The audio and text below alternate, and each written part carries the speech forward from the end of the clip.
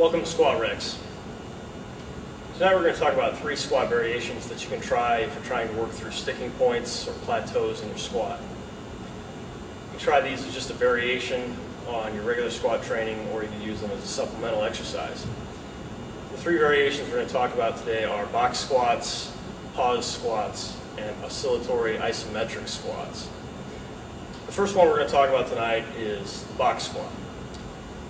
If you really want to learn more about box squatting, you really should go to elitefitness.com.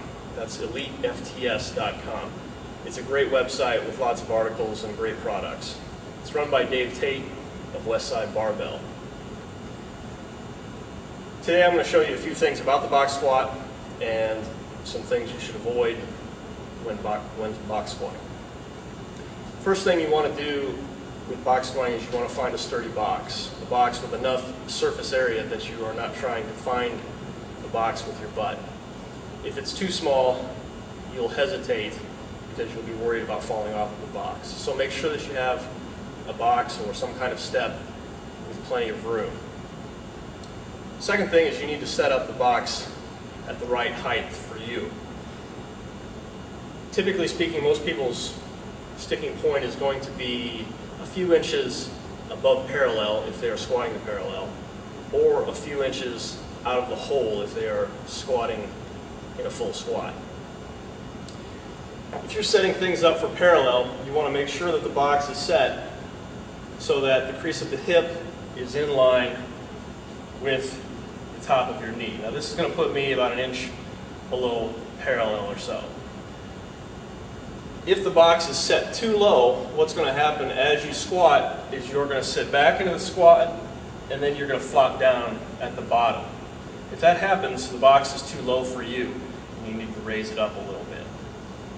Also, if you come down to the squat, even if you are able to settle into it nicely, but then in order to get out of the squat, you need to rock to get out of the squat, again, the box is probably set up a little bit too low for you, so you'll need to raise it a little.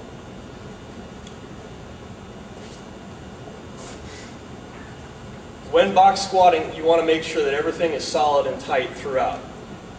When you sit down on the box, there's a tendency for people to relax, and this can be really dangerous to the lower back. So make sure that as you set up, you're setting up tightly, and when you sit onto the box, you want to make sure that everything stays as tight as possible.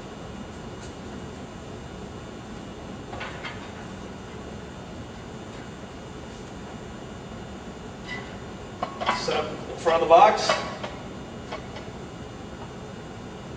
Deep breath. Sit back onto the box, and from this position, drive straight up.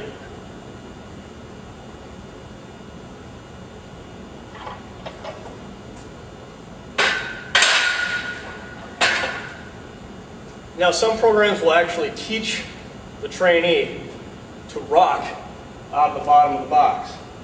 Now, the problem with this is that there's going to be some back flexion and extension throughout your squat. I recommend against rocking at the bottom of the squat. Some is probably going to be unavoidable, but for the most part, you want to keep your upper body steady throughout. Now, if you are training with the box squat in order to break up the eccentric and the concentric chain, which some people do, you will sit to the box, you will pause, and you will relax at the hip flexors, and at the hip flexors only. This will require some practice, and if you make a mistake and relax your abdomen, for example, your lower back, other muscle groups, you could be in trouble. So definitely take your time learning this exercise and read everything that you can about it if you are interested in that. Pause squats are another excellent variation on regular squatting. A lot of people will use these in place of box squats. The movement is essentially the same.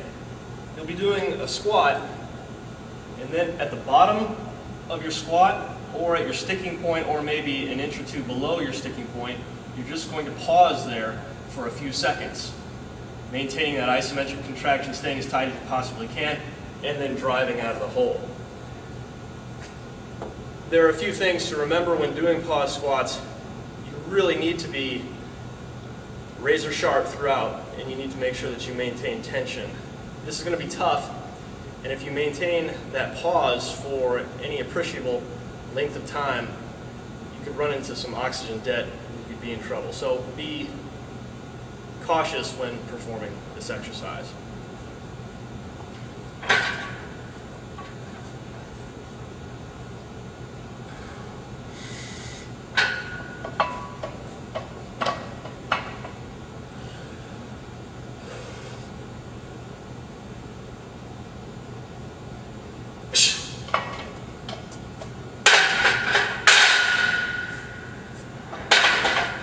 Pause squats.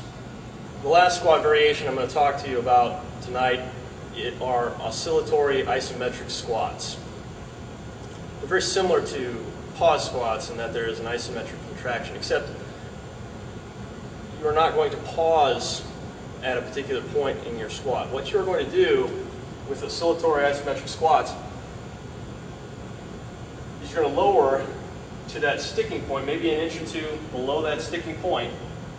You're going to drive out and a few inches above that sticking point, and then from this point you're going to relax and sink down a couple inches below that sticking point, and then drive up, relax, come down, drive up, relax, come down, drive up, relax, come down. It's called oscillatory isometrics because you are oscillating between what is essentially an isometric contraction and what is supposed to be a free fall down 2 inches below your sticking point. You want to go really light with this exercise, probably even body weight to start. The idea behind the oscillatory isometric squat, depending on who you're talking to, is that it's a good variation for athletes because it teaches the athlete to drive and generate tension very quickly, and then very quickly relax and lose that tension, which is exceedingly important in athletics. Is this important for powerlifters and strength sport athletes? Perhaps. Take some time to think it over and decide whether this exercise is for you. It certainly does pose some risks.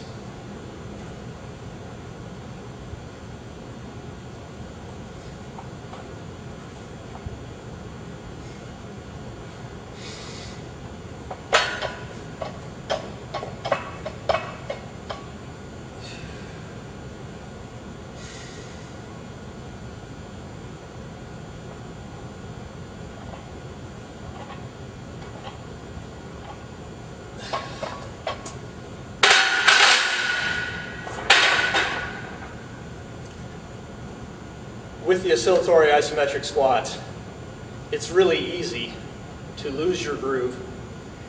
It's really easy to find yourself out of position. Because of that, it is very important that you don't push this exercise. This is an exercise that should be done with light weights. If you're interested in reading more about oscillatory isometrics, you can check out some articles at innosport.net. That's INNO-sport.net. They have some interesting articles there by Dietrich Buchenholz, aka DB Hammer. Just to warn you, Dietrich Buchenholz is looked at by many on the internet and the SNC community as a fictional character and a bit of a quack. However, he has some really interesting ideas. Take a look at those articles and make your own decision. There are some great articles also at the innosport.net site by Brad Nuttall, Chris Corfist, Kelly Baggett too, I believe. So definitely give that website a look. If you're interested in learning more about box squats, check out elitefitness.com. That's elitefts.com. You'll find great resources from Westside Barbell articles written by Louis Simmons, Dave Tate, Jim Wendler, and many others. Great stuff there.